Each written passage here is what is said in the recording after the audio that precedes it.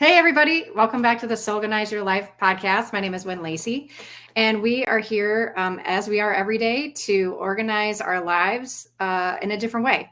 We normally organize our lives through our psychological ego, and that causes us a lot of stress. And there's another option, and we can soulganize our lives through the faint whispers of our soul that, as we get to know it, hopefully gets a little bit louder and louder. And our souls are just divine inspiration, whatever you want to call that. But, the soul has nothing but love for you, and your ego will always tell you that you're not enough. And your soul will talk to you in whispers, and your ego will scream at you to control life and control situations and control people and to achieve and to, garner possessions. So there's a lot of difference between it, but sometimes when we're in it, we don't have the ability to discern it very well. And so the purpose of the podcast is to keep talking to people about how they do discern it, how do they work with it, because the ego doesn't go away, right? And we just want the soul to be louder than the ego.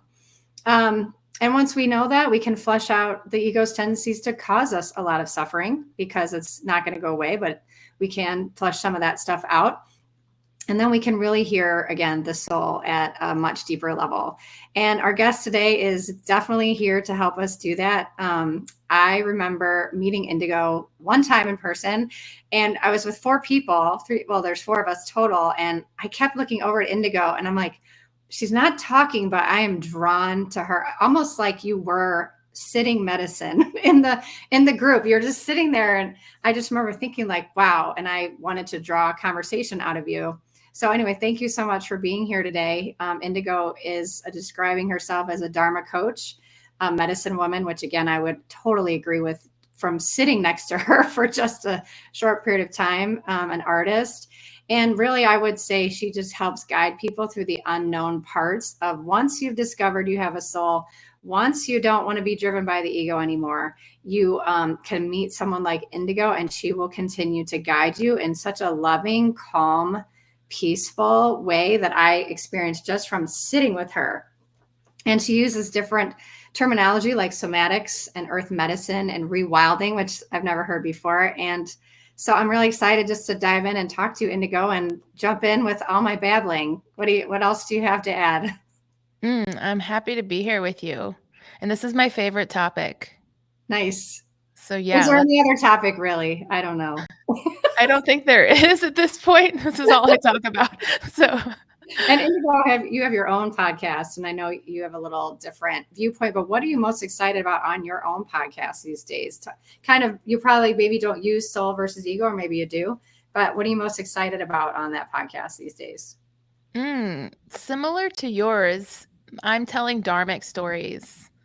Okay. So it's so that people can hear what it's like to begin to tell your story of your life and to look at the story of your life through more than just like the trauma lens. I love that. I really feel like we need just to flood the market, for lack of a better term, with people talking about, like, an average everyday person like me, just talking about, like, I've had this experience. I've come to understand that I'm not just an ego. I didn't even know I had an ego. And then now I know I have one, but it's not running the show. And I've done so much to get in touch with my soul and like what it wants for me. It doesn't want my vote. It doesn't want my approval. It doesn't want my money. It just wants to support me. And the ego is anything but that. And so I think it's really important for our time right now to discern the difference and to really, again, like to your point, have other podcasts which are really helping people tell the story just from a totally different lens, right? Not from an ego lens, not from the struggle trauma lens. So that's awesome. So I hope people will check that out too. But, just to start out, when did you first become aware that you even had an ego? What was that process like for you? I think it actually was for podcasts and books. And the more I listened, I think the more I started to do shadow work. And it Okay. was like I started to come in contact with the fact that, oh, not only am I being harmed by people, but I'm harming others. And so I started to move towards like radical personal responsibility. And Love so that. as I was looking at that, I was like, okay, what is this ego thing? And I remember at first I was like, this is complicated. And it was really fuzzy and hazy to start to figure out. And then I think as I dove deeper, I like shame. I felt shame. Mm. And then I started to look at the shadow, and then I was like, "Oh, I need to change me." Hmm. And so that process just kind of naturally unfolded over a long period of time, but Yeah. never ends, as you know. So it's like it's a continual process, Yeah. I think. Did you ever have a sense that you were two things? Like I remember for me, all of a sudden, it was one day I woke up and I literally had vertigo. And I was in the middle of reading the trauma book, Wake the Tiger. And I was like, there's two of me here. Like that was crazy. And I felt like I was walking as two things for about a week or two. And I'm wondering, did you have any sort of visceral experience, or was it just sort of like you started to listen to people out of curiosity, or how did that unfold for you? I think for me, it didn't really open up until I got introduced to internal family systems parts work. Hmm. And it was like when I dove into the world of parts work, it like just burst open for me. Yeah. And then understanding that I had all of these different parts inside of me and that I felt suddenly like I could understand my ego, that it was like it was all the different behaviors that these parts had, like their Yeah. personalities. And that's Yes. why I think I couldn't quite grasp the ego at first because it was too multidimensional. And now that I could look at it through the lens of parts, I could see all the different aspects and begin to like actually heal it with way more like fine tuning each part and Yeah. how it interacts with other people. Interesting. And I would say that that's right along with psychology, right? Of like how we have defense mechanisms and how we shapeshift in front of other people depending on what we're trying to gain. Like, so the ego is always looking to gain something, right? Or take and keep something for itself. Um, and so you're saying, so internal family systems to me sounds like another theory that I remember learning in school. And I'm assuming maybe that's what you're talking about, just to talk a little bit more about that. Yeah, it's like a psycho spiritual model that at the core and root connects you back to self Hmm. and that self energy. And then you explore all your different parts. Yeah. And so that's still something I bet you do with people is help them explore the parts, right? Can you speak a little bit more than like in a particular way, like that you see parts manifest in other people or yourself? Yeah. So every, let's say, so I think each part has its own like behaviors, ideas, patterns, energy, frequency, shadow. And Okay. so if somebody, I can like normally hear the part when someone's talking to me, I can get a range of what type of part it is. But I Wow. have people map out their parts and they have very, like, some of them are very prominent. And so you have your like, I don't know, I'm 3 to 5 most prominent parts. And let's say you have like a problematic part that has a behavior that's like, I mean, with they have maladaptive behavior, like they have behavior that's disrupting your life, for Yeah. example, Okay. then you can focus on that one and then and really dive into it and get to know it. And what happens when you do that is you end up accessing a deeper inner child part Mm. and then you can do that reparenting work. And then that part unburdens, which basically you're rerouting its behavior Hmm. so that it can have like healthy behaviors. And what happens if you continue to do that work is that you end up having a set of parts that are very functional and they can be in support of your soul. Wow. That's huge because again, we're not going to get rid of the what I would call the ego, but you're defining it as parts, like almost fragments that sort of split off when a child goes through something and they feel not safe, I would guess, right? And so you go Mhm. back to the inner child of like, well, of course, that's how you survived, yelling in the house or an addiction in the house. You did these things, but you define them more as parts. So it sounds like you would say you would define the ego more as a set of parts rather than one thing. I do see it like that. Yeah. Okay, that's really hmm cool. And hmm so, do these parts have archetypes like Jung would say? Like there's hmm a, oh, is that sort of your theory? Yeah, tell me more about that. Yeah. So I work outside of, I don't just use Jung's archetypes. But yeah, so an example of one would be like the inner athlete. And Yeah. I've worked with the athlete archetype for a really long time because I was a hardcore athlete as a child.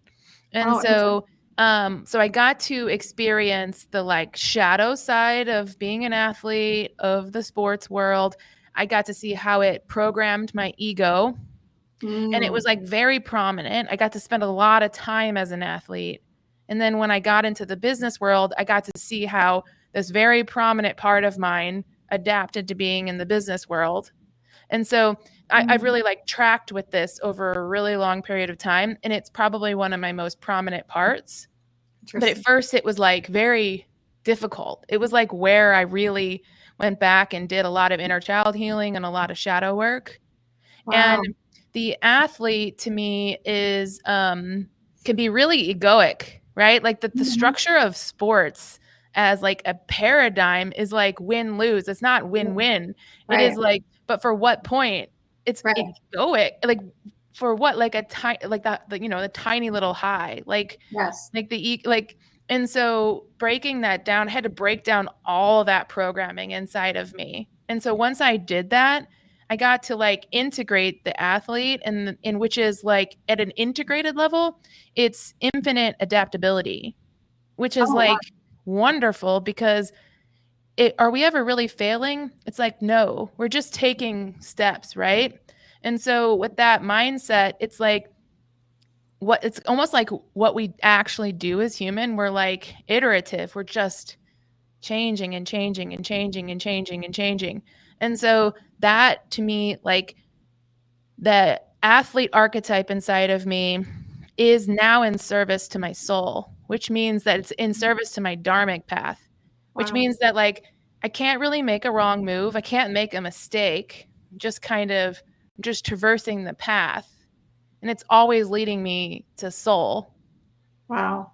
I mean, this just blew my mind. I don't know if my hair moved, but okay, because I was a professional dancer, and my family is a bunch of wrestlers, and it has been, oh my gosh, like what you're saying is blowing my mind, because I talk about competition all the time in with my clients, because there's a model that I use, and it says like competition itself, it's not I win and I don't care what happens to you. It's I win only if you lose, only Mhm. if you lose. And I think that speaks and builds an ego beyond, like even in our politics, right? Like I only win if that other person loses. It's just so ingrained in our culture here in America. And so I think this is such an important thing. I haven't had anyone on yet that's talked about being an athlete. What was your athleticism? What did you do? Soccer and softball, but I was like on 3 soccer teams and 2 softball teams, and I played college soccer. So at Wow. one Okay. point, I was like on an Olympic development team in high school. So I like played with someone that ended up playing on the U.S. women's team. So I was like really hardcore into it. Wow. And Yeah. so as a child, was this something you wanted to do, or was this something you're expected to do, or both? It's really interesting. I think probably a little bit of both. I definitely have an internal drive that's very high naturally. And I've done the most inner child work between the ages of 14 and 18, which is really at the like heart of when I was developing being an athlete. And Mm, so um my what I discovered dharmically about being an athlete has been really, really fun. And that is like, so my parents did sort of like, I was able to allow this like the dark feminine or the wild feminine, both actually, to be alive. And in sports is the only place in our like the dominant culture that it's like you have a sanctioned place to be the wild woman. And it's on a yes. sports field. So you can Yeah, like like, when yeah, like yes, they're you just can letting it like spit, you can yell, you can move, you can be really primal on the field. And it was like, Yes. oh, so I got to like somehow in that form keep that intact because of Mm, that. And so I'm really grateful. And of course, I was expressing my shadow at the time because I was like really driven. And so I think that there was a natural energy frequency that I was actually dealing with. And it was like there was an intensity inside of me, and I didn't know how to hold the energy at that age. At 15, I didn't know what to do with that much energy. Yeah. And so now in this, like where I'm at now, I teach the dark feminine. I teach shadow work. I'm the descent guide. So like I know how to work with that energy, but that energy was actually present in me really intensely as a high school student. And I think that's like for a reason. Yeah, wow. And so when you were growing up, did you have any sort of connection to something beyond sports, and like that does give you a sense of connection of belonging for sure, but like did you have any sense that you had a soul and that you belonged to the universe, or was it just go go go and not really aware of the two different things? Yeah, so it's an interesting story. So my mother was part of this organization called the Universal Great Brotherhood. So she was in an initiatory mystery school Wow. since I was born. So my parents were like, I'm like second generation like spiritual, not first. Yeah. So but because my parent like growing up, my parents, it was kind of like being in uh like an ashram or something. Like it was Oh, wow. like, and so I think because I was engulfed in it, that it was hard for me to find it. It was like my mother was so loving and so like she had such a great beautiful like field of love.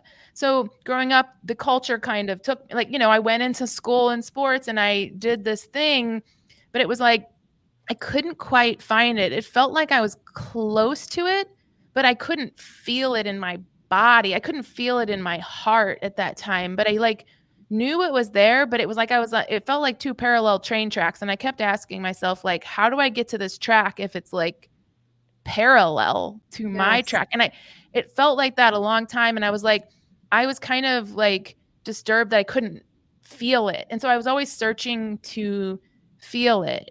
And it Hmm. wasn't until I was in my well, I had like increased the tension inside of myself. And so it was probably not till it wasn't till my 30s, I'm in my early 40s. So my late 30s where I'm like there was this cracking point where I didn't just like slowly go into soul. I like my ego, I like leapt out like Wow. almost like off a cliff. I was like, I'm going for it. I'm jumping out of my job, out of everything. I just jumped and I was like, I don't even care if I land in a bed of nails. Like I just had to do Wow. this like hard separation. And then it turns out I landed in a feather bed. And so it was, but it was like I had to get to that point. And but it was really plant medicine that just broke open for me. And it's like suddenly I was on the other track. Yeah, I've heard that plant medicine is like barging into a party that you weren't invited to. That's my favorite thing I've ever heard, because I've not done it, obviously. And, Mhm. I feel like that's if somebody wants to have that experience of like, hey, I'm here and like, I don't know what's going to happen. Sounds like that's what you did and needed to really discern, like, oh, I actually do have this well, like what you said earlier, which I thought was kind of beautiful, is the ego we know hurts us, but sometimes we don't know it's hurting other people. And you kind of said you were exploring that as well, like I might be hurting other people at the same time. And so up until the plant medicine moment, you were listening, you said, to podcasts and books, and so there was a search, but it felt more like heady. Is that what you're saying? It felt more like a head, like wisdom seeking, and then you decided you had to sort of go into the body to really break this open? Yeah, I was probably in the wisdom seeking for like 15 years or something. And I mean, Okay. it was filtering into my body. It was like kind of like I had started to grow like a garden where I was. Mhm. But like the life I had built with my ego, I really loved. And so that's Yeah. why it made it really hard to leave because it was like, well, I love my friends. I was a creative. So it's like I already loved my life, but I knew there was more. So I had Wow. to leave everything I loved. And I mean, besides my family, like my children and my husband, everything else just like I just burnt it down.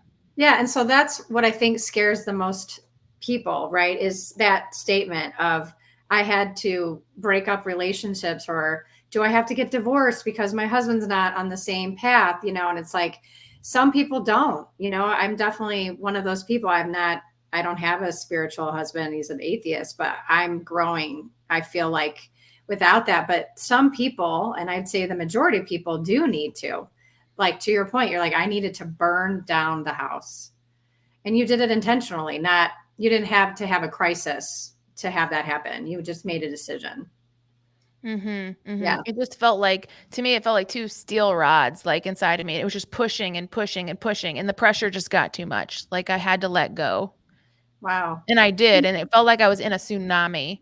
And I was like, when I let go, I remember like, yeah, like it was like I was holding on to a steel rod and I just like let go. But then I was like, I stood in the tsunami and then suddenly like the rain stopped and a rainbow came out. And I was like, oh, okay, nothing actually happens. This is this is an illusion. I'm fine. So would you say that that tsunami feeling was more of an ego being afraid of losing its grasp on you, or do you think it was the soul pulling? Like, how would you discern that moment where, because the soul can be, it can do things that don't feel so great either to kind of get your attention. Like, what were you discerning at the time was happening?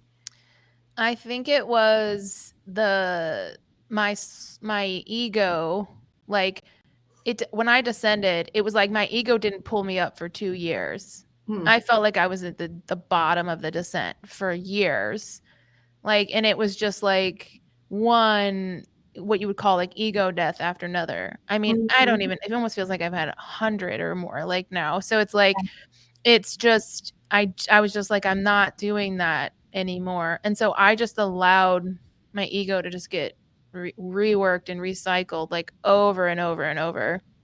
So when you talk about ego deaths, right? Like, I love that you are saying I can have all these ego deaths or these viewpoints that aren't true, they're illusions, but you kept the athlete in you, right? The archetype. And sometimes people can mistake, like, oh, well, I have to just let go of being, who I was. That was an ego thing. And you're saying that that's not the case at all. In fact, you embrace your athlete in a different way, and you said adaptability, which absolutely, I think that's something that crosses right over, and that your soul's like, yeah, I can use this. Like, you learned how to adapt and move quick, and you know work with all kinds of people probably, and feel the pressure of competition, whatever that was. We're going to use that. So I love what you're saying about that. The athlete doesn't go away, right? Yeah. So can you speak more about how your soul now uses that part of you? Yeah, I feel like the ego death is really just a reworking of each part. And then it's like, what are the motivations and behaviors? And if they're based in fear, they get rerouted to love. So one by one, each little thread and each part gets rerouted. And so each time that happens and you come across some sort of illusion you had about yourself and you let it go, it's like a little death. And so some of them can feel really big and then some of them are small. And so allowing that to happen, it was like each part inside of me is like beautiful. And so Mhm. it's just like working, like, and not exiling the part, but like integrating it, each part in like, and seeing how it works with you and examining it and seeing that it's malleable and then Yeah. allowing yourself to go through it. Then it's like I have an entire team. Like I almost feel like I have a team and then it's in service to my soul now, is what Yeah. it feels like. So can you explain a little more deeper the difference between the egoic athlete and the soul athlete? Yeah, I think that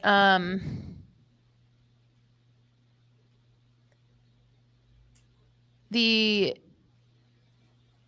there's so many components to it, but I think at the core, the ego athlete, it's food for the soul. Like to win is just like a lot of things that the ego does. Like it can make it day after day by eating things. Yes. It's hungry for things. It can create an entire life in which they eat just enough cookies all day long that they are feel full and keep going, right? Yes. And so it's like, then I don't feed that. It's like it has to be in service, which is like it Mhm. helps me move through all the circumstances because it's not like you leave and then you don't have to deal with this 3D reality. It's like if you're in a 3D business working through your ego, and then suddenly you've gone to a soul, you're working with your soul as the primary like lens, and you want to still, we still live in this 3D reality. And so it's like, how do you work with this part in this space? And it's like, it the athlete has like, you still need grit. It's not like you become spiritual and you don't need grit. You Yeah. do, for Mhm. example. And the Mhm. athlete understands grit. That Yeah. means like when you come across something that's underdeveloped in yourself, you need grit to kind of move towards it sometimes. Like you need that fire to be like, okay, I'm going to go learn this thing. Because you have to Yeah. learn a lot of things to be a soul-based solopreneur. Yeah. And so just like an athlete has to like suck at first, right? Mhm. And then get better and then be the best on their team and then go to another team and be the worst on their team, like that level of grit, right, is what you're talking about. Mhm. And I think that's true of like working with your ego, like because your ego does get smarter, better, faster, stronger as you start to shine the light on it. You know, it almost can sometimes cause even more pain and confusion. And you know, to your point, I think one of the great things about the way you work with people is you're working on parts rather than just call it one thing, right? So like as maybe you work on one part and you've integrated that, like another part could have gotten really smart while you were, you know, focusing over here, and you're like, okay, let's go to the next part, let's go where all these, and you know what those parts are because there's a behavior that's being shown in the physical realm that's not good for the person, and the person knows that. Is that kind of how it works? Mhm. Mhm. Yeah, That's definitely. awesome. Do you grapple ever anymore with your ego? Does that pop up and you're like, oh, you got me? You got me on that one. Yeah, I still feel like I'm working through it, but it's, yeah. I think it's, I don't know if you ever really like I don't think so either. I mean, I don't know.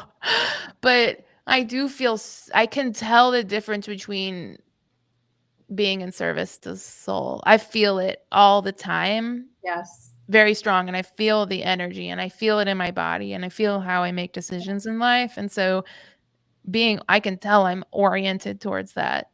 Yeah. And I think that's key to say, I feel how I make decisions, because I think the ego thinks, right? It doesn't use intuition or feeling, right? And so probably a lot of what you do with people that you work with is that feelingness, right? That, as you said, somatic work, or you even said rewilding or earth medicine, like those are all body experiences, not like what I do, which is talk therapy, right? Which I always think is so limited. I'm like, God, there's so much more you got to do besides sit here.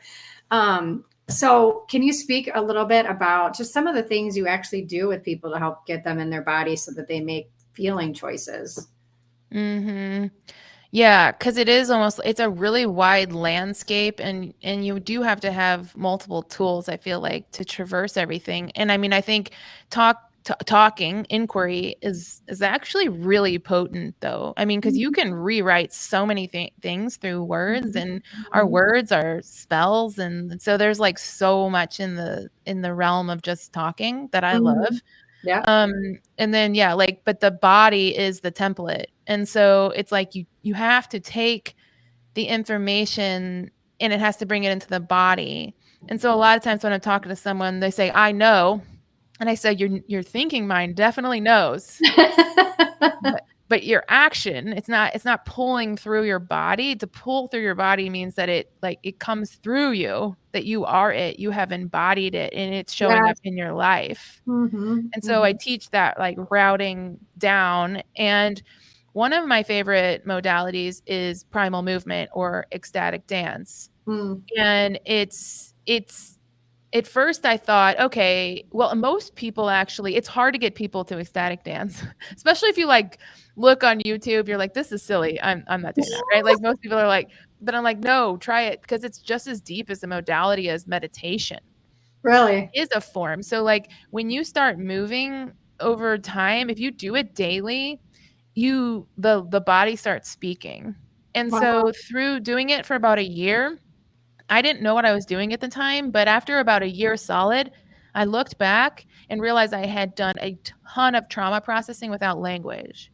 And so it Wow. taught me somatic processing organically because our body knows it is the template of learning. So it knows Yeah. without language. And so And I then I think started to learn backwards. Yeah. And I think that's what I'm saying, like past talk therapy, like you just sometimes need to take your garbage out and stop sorting through it. And I feel like people like you who work with the body or a Reiki master or someone, right? Like I feel like, yeah, they just take the garbage out. Like that you've sorted through it enough. Like, let's get it out. And so you're saying even just doing something like ecstatic dance, right? You don't even know what's happening, but you're making a commitment somewhere in your soul base, right? Thinking like or feeling process is like, but I know that something is happening, even if I can't put my finger on it or I can't put words to it. And then after a year, you said you felt different. Yeah. Yeah. And then sometimes I'll have people do microdosing with it. And so that really can open up the body more for people because it does take some time. And we were really heady in Western culture, right? So to get Yes. into the body can be a long process. Yeah. And so that is where like earth medicine can come in. And that's where like even rewilding, which is like going out in nature and just connecting to the earth, like those things can help us get into our body. When we Yeah. get out of the house, when we get out of the electronics, like we move into nature and plants, like it can just help open more. Yeah. Well, it sounds like no matter what somebody works with you on, it sounds like they will have an adventure at some level or do something. They're like, I don't think I would do that. So yeah, so thank you so much for coming on. I really appreciate your viewpoint. And I really, really didn't know we were going to talk about athleticism. And I think that that was such a cool topic to just touch on because there are so many of us who had some exposure to athletics at some level and that competitive nature. And to be able to say what you said about not just pushing away the competitor, but like calling it adaptability or something else, and then still using it as a really great way to keep doing hard work, right? Through grit. Like I thought that was really helpful for me as someone who is a professional dancer. We weren't competitive against other teams, but we were competitive amongst each other. And it did definitely control my mindset that I was always in competition with women, always. And that has still something I'm working on in my own ego, and so I learned a lot from just you saying that. So thank you. Thank you. All right. Well, I hope you have a great rest of your day, and I hope we reconvene on more because I know you have plenty of other topics that we could chat about. So I hope you come back. I will. Thank you so All much. right. Thanks.